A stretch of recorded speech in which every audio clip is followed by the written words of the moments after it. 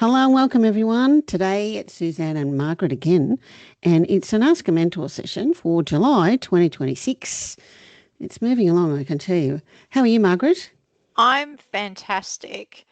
I'm so super excited to answer this question because I thought, wow, this is such a great question and one that I can easily answer. It just came natural to me. So very excited to talk through the question and also the answer. Also, the answer. So, what I'm going to do, everyone out there, if you're Yeah. watching, please subscribe to the channel. I'm going to tell you the question first that was sent to us, and then I'm going to tell you the title that Margaret came up with when she did the slide deck, which I think is really fascinating. So, we'll see what people say. So, this question was sent to us just recently. I've just started as a program manager of a long standing program with a significant compliance focus.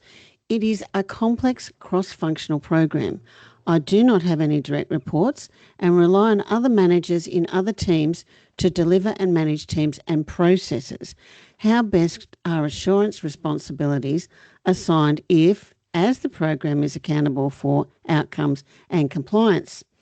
Now, sometimes that scares the pants off people because no staff. It's not so much the no staff, it's no direct reports.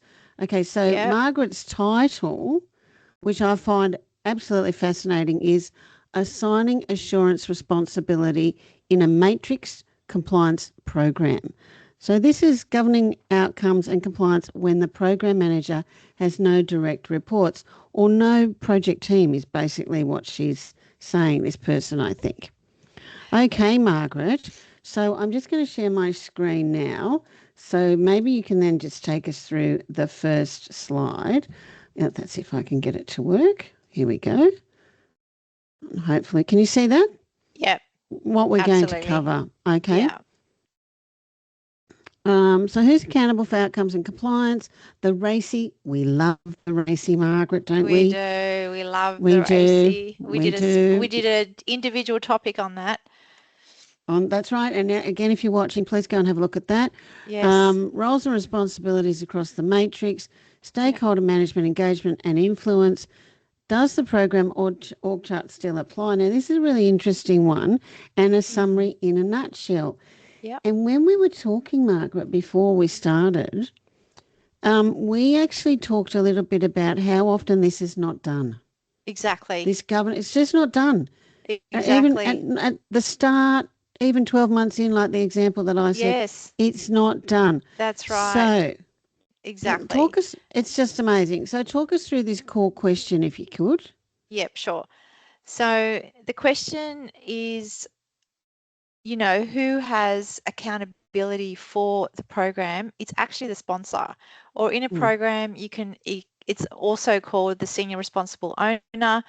So and they're ultimately accountable for the delivery. They're accountable for ensuring that what the program is set up to do actually gets delivered.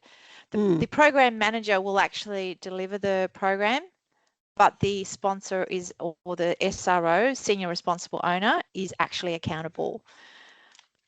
That is, we know that, right? You and I Yeah, know that. yeah, But so often that accountability is pushed towards the project manager. that's And, right. and the project managers often don't understand that they're not the ones accountable. They're doing the delivery, so they're Yes, responsible for they're it. responsible. They do the work, but Yep, accountability rests with the sponsor yep. because the sponsor puts up the funding.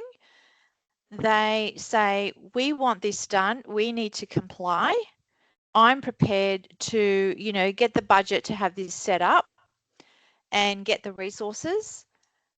But the actual doing of the work, making sure that the work gets done and Mm. delivery, that is really the responsibility of the program manager. So the program manager isn't really accountable. The buck stops with the sponsor. Yeah. And very often, we've talked about this before, the program or project manager has to educate their sponsor about how this works.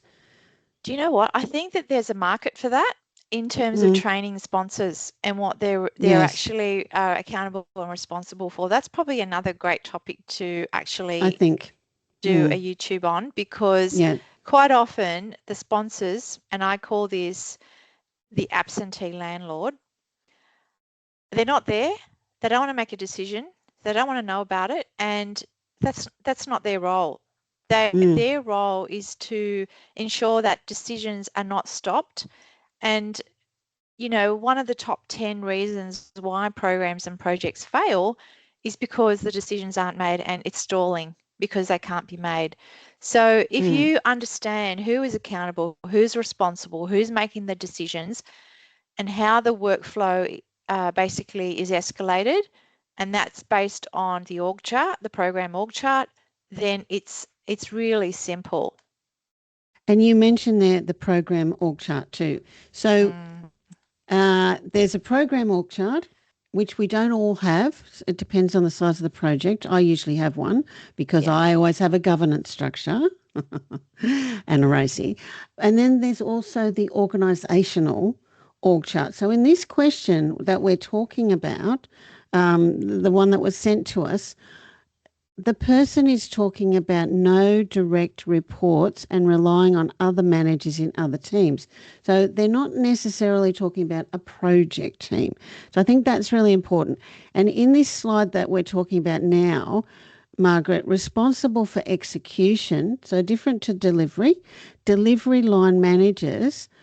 Now that's really important for the mentor question, isn't it? In this particular case. Because ultimately, although the program manager does not have direct lines of, managing of staff, they sit with the line managers in the different business units, there has to be a little bit of influence and personal, likability for the work to get done, and for them to influence the managers of those direct reports that need to get the work done to ensure that compliance is met.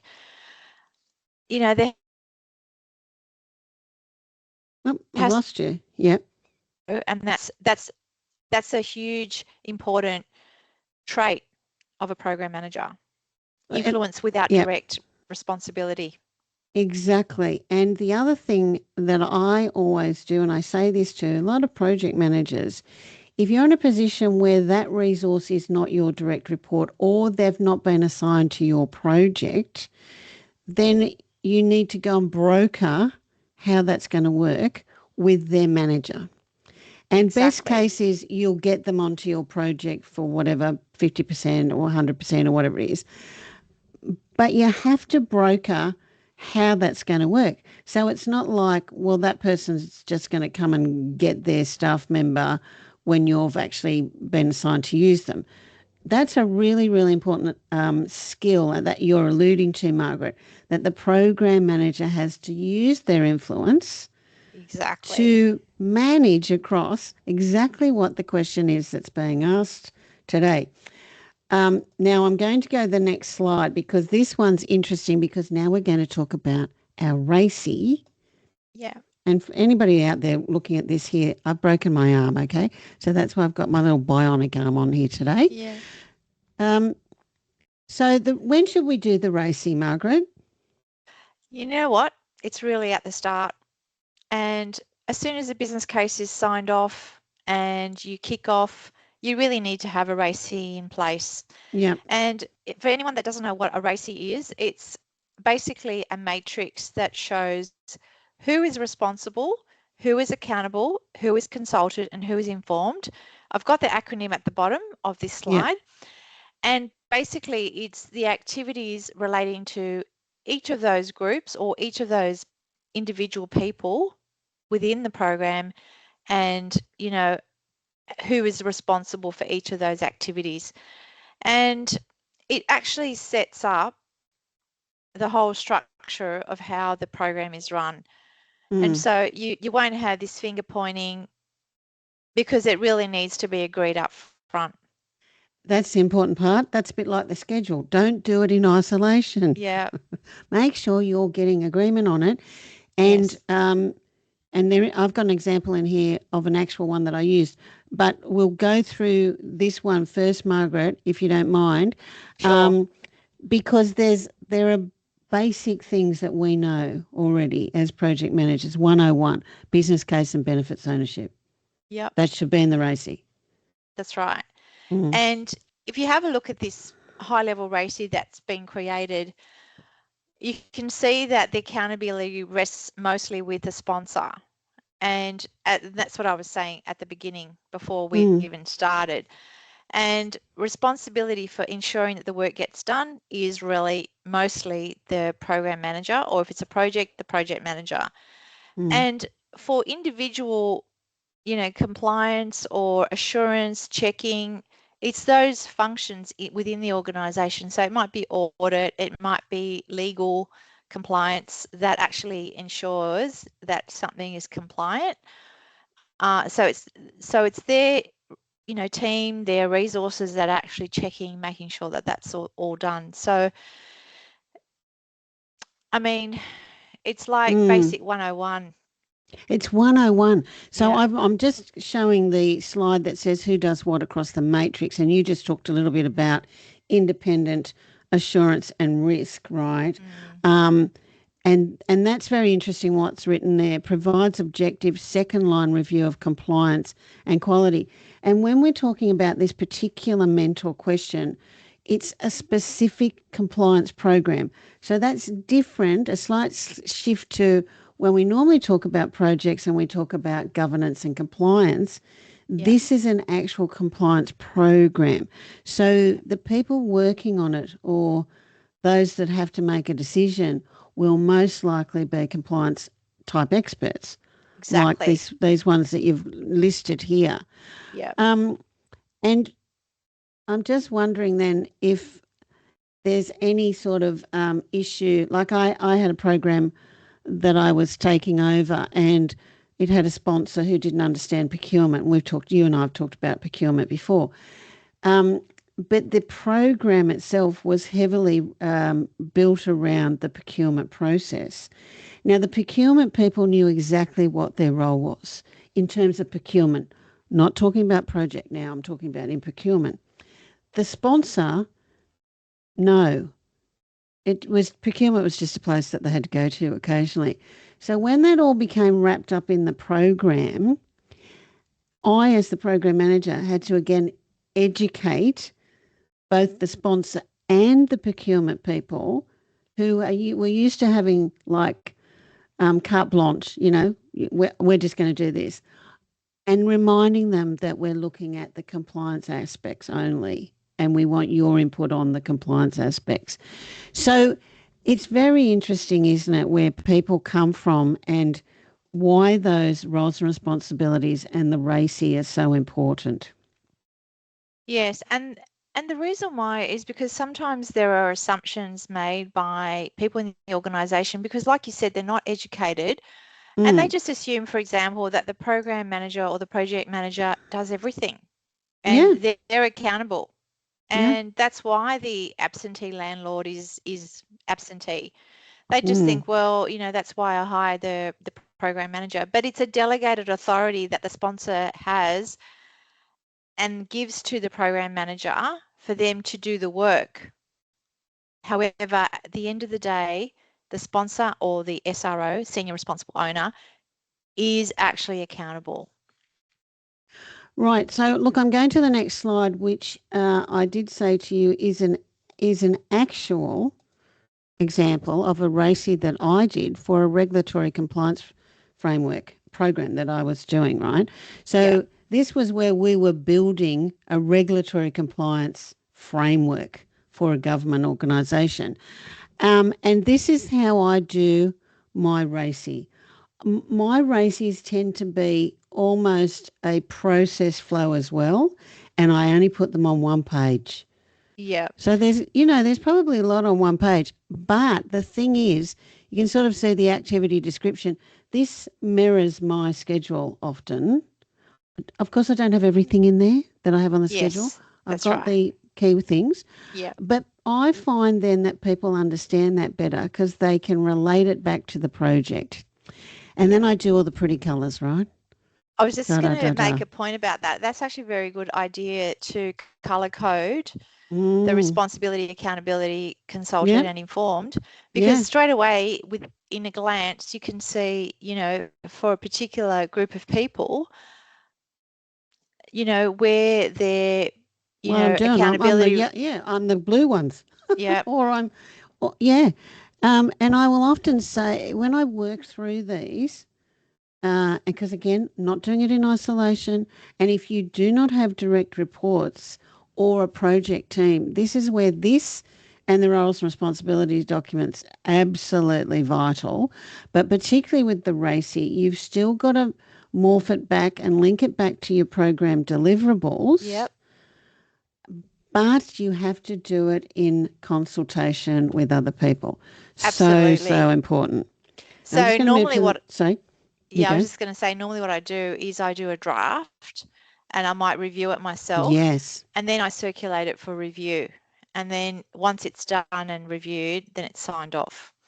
Yeah. Then, because I have had situations where I've been in a program in an organization where the business owner doesn't want to do any work, Yeah. and they've been appointed by the sponsor for that role. Yeah. And I've Yeah. gone to him and I've said, listen, you've been appointed as, and this is, and you agreed that you would do this work as part of Mm. this project or program. Mm. And he said, and he pushed back and he would say to me, I don't have the time. I'm too busy doing my normal day job. Yes. I don't have Yes. time to do all of this. And I said, okay, not a problem. The sponsor appointed you. I'm going to have to go back to the sponsor to find out, Correct. Yep. you Because that's know, now an issue that that that is. could end up being a risk. That's right. And Mm-hmm. the funny thing was he knew his roles and responsibilities and he knew what he had to do and he agreed to it. The sponsor had appointed him and he said, yes, I can do that and I will Right. dedicate time towards it. Wow. But throughout the time of the program, he said, I don't have time. So it was a flip. It Right. was Yep. I guess I don't know whether it's because he underestimated the time that was necessary to get involved and do the Yeah. work, or what the reason was, but then I had to go back to the sponsor and get someone else appointed. Yeah, look, it's tricky. And I think the other thing is that you have to give people a way out that's like a structured way in a project sense, right? So, what you were saying was all of a sudden that person didn't have the time. Well, that's now become an issue. So I've just That's right. reached into my project toolkit and I pulled out, issues management, how do I do that? And noted and escalated. Um, but if you're giving people the opportunity to come to you and say, look, I can't do this now for whatever reason. Yeah. That's what you need. You don't want people to, not doing it because they're not doing it. And in project management, I find we have to be curious. We have to ask questions. Yeah. With my RACI, what I tend to do is I'll have meetings separately, face to face with each person, and then I'll have a workshop. So that sort of mitigates a little bit what you're saying in your example because everybody's there when everybody's there going, yeah, that's you. Is that you? You're happy with that? Yes. I'm blue. You know, okay. And everybody's there and everybody gets that agreement.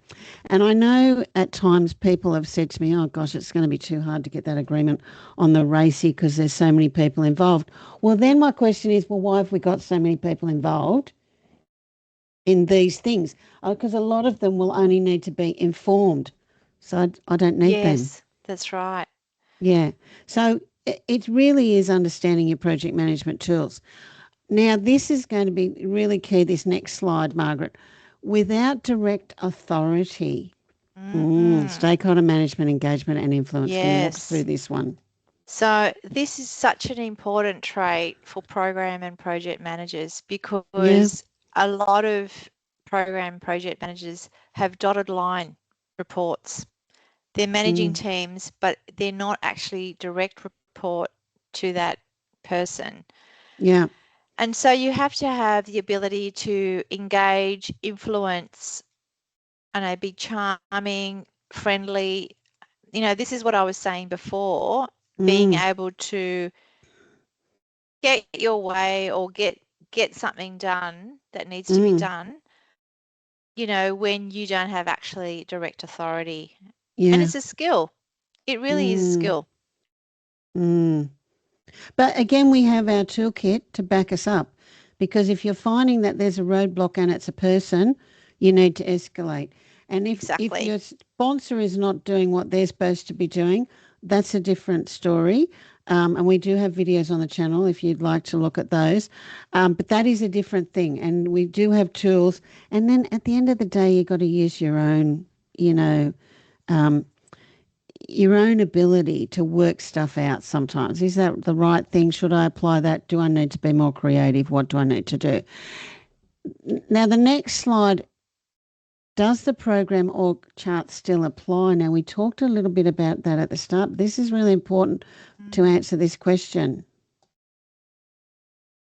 Yes, governance, not as a reporting line. Just explain that a little bit, Margaret, if you could. Yeah, that's right. So an organization will have an organizational chart, and that is their reporting line, who reports to who, and that's a direct line, reporting line. The program org chart or the project org chart is really used for governance so that people understand if they need to escalate something, the Yeah, line, the escalation path. right. And that's the reason why it's a temporary structure.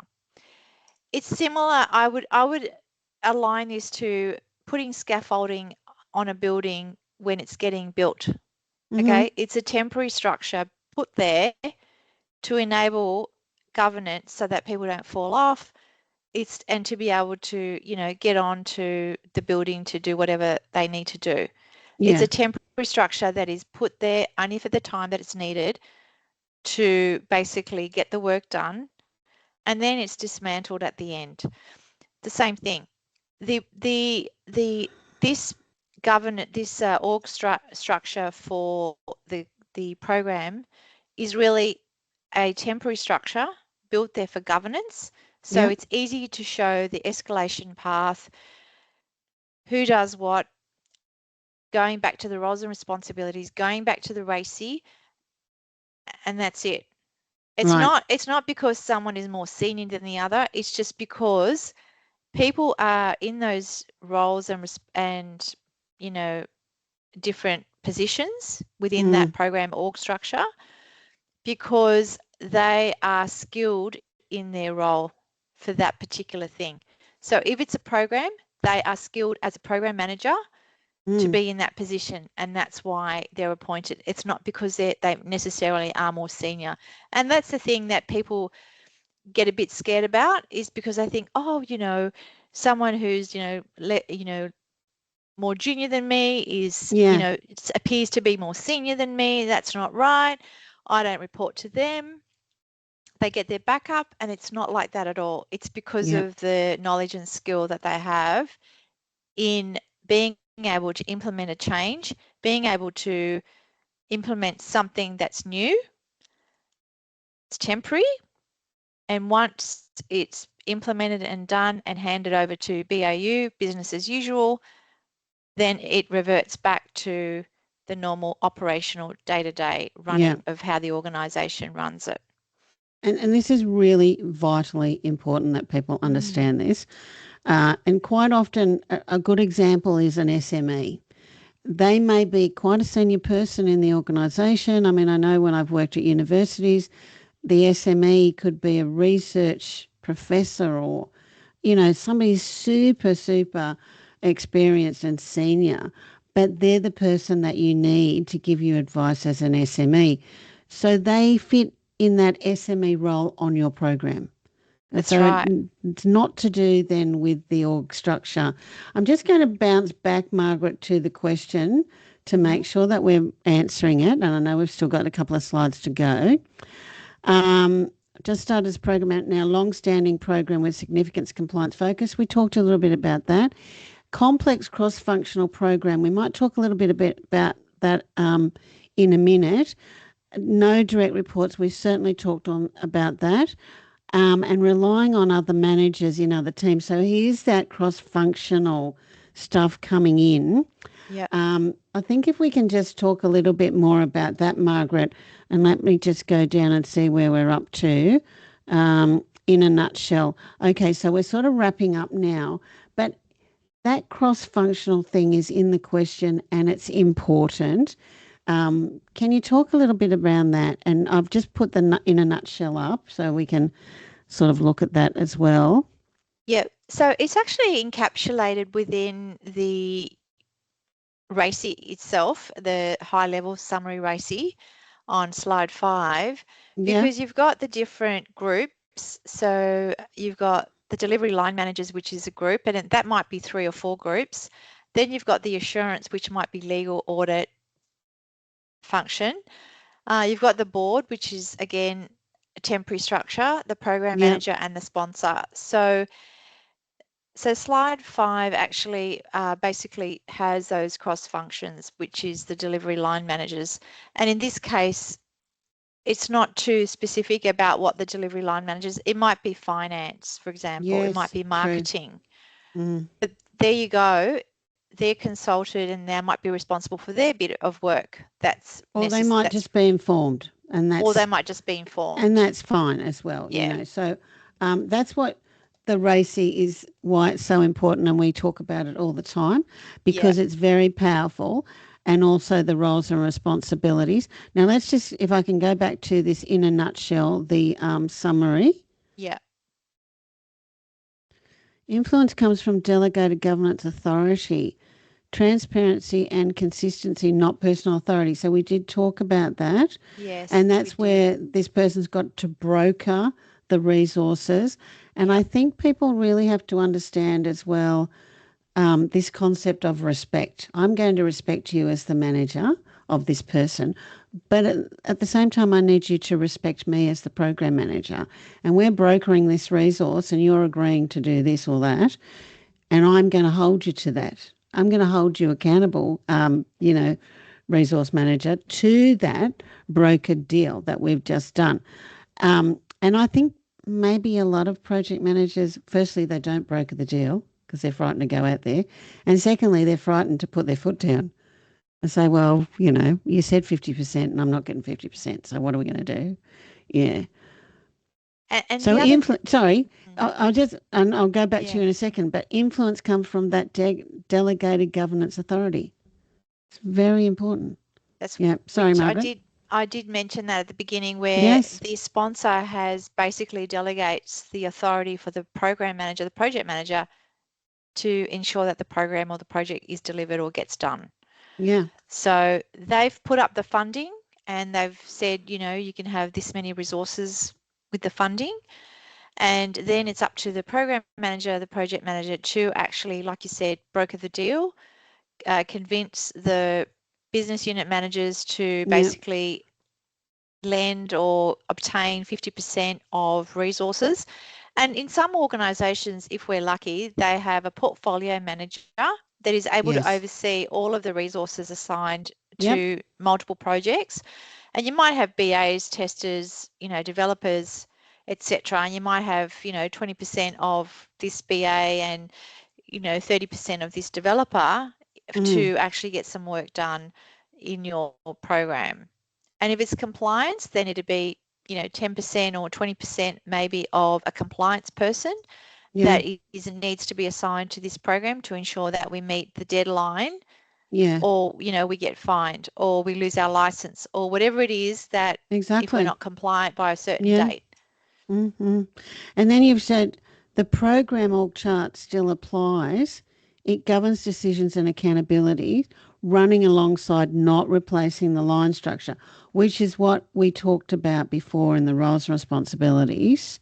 Yeah. Um, this is also for me, it's around the turnaround time. So when I'm brokering these agreements about resources, I'm also saying, and I expect to have a turnaround time of whatever it is. If a decision has to be made or something's happening or that person's going to training, I need you, resource manager, to tell me that well in advance. Or if I need something done, I need it turned around in a day or 2 days. So I'm always brokering all of that. And a little hint for our person that's sent us this Question: if you're having trouble getting access to these resources, one of the things that I always do is ask the resource manager, so what is in the KPIs of this person that I can use? What can we use to give them a better deal, but also give me as the program manager more access to that person, because I'm going to input positively via the program into this resource's ability to provide you greater performance later on. That usually goes down a treat. I have to agree with that. I mean, I've worked in organisations where it's included in the performance review of each individual that they Yeah, are basically reviewed for performance on the project that they're assigned to. yeah. And if it's 10% or 20%, then their bonus is assigned based on the work that they've done on that project. Mm, I've also worked in organisations where they might be salespeople and selling products for, you know, insurance companies, or in this organisation, it was an actual international bank. And they were just interested in selling the services that yeah. and they were not interested in No. actually putting in any work whatsoever Mm, towards the project that I was mm, running. Now that was a challenge in itself, yep. because there was an edict by head office to say we are rolling out this system globally because of global licensing. It's a lot cheaper. We're getting rid of all of the CRMs that are out there, and we're replacing it with this, you know, big CRM, because Yeah. we've been able to get cheaper licensing and have standard CRM across the entire organization. So even though this person was assigned and they knew that they had to basically help us, they were not interested and they didn't care, because they were Mm, happy with the old system. They were not happy that they were getting a new system, and they were mm, too busy doing their day job selling and, I guess, getting remunerated on their sales.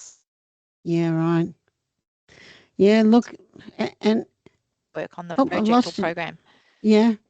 And look, this can happen in different roles and in different organisations, like the university that I was telling you about. People are incentivised by the amount of white papers that they can write and be published. Now, if you are unfortunate enough to have a project that is in the cycle, the academic cycle of when this person is trying to get something published, they're not going to be interested in helping you. Mm. So they may not be the right resource for you, or you have to come up with a different solution. And we can be quite creative at the Project Manager Clinic. Um, and if somebody's out there and they're thinking about how do I do this when I don't really have the staff, drop me a line, details below, and ask me about my LIFT methodology. That's the Lean Fix-It Squads. So you'd be amazed how much you can get by people that are not actually assigned to your project if you use this framework. Just a bit of an advertisement today, Margaret, but hopefully we've answered the question. Do you think we've answered the question? I think so. I think every part of that question, I think, has been answered.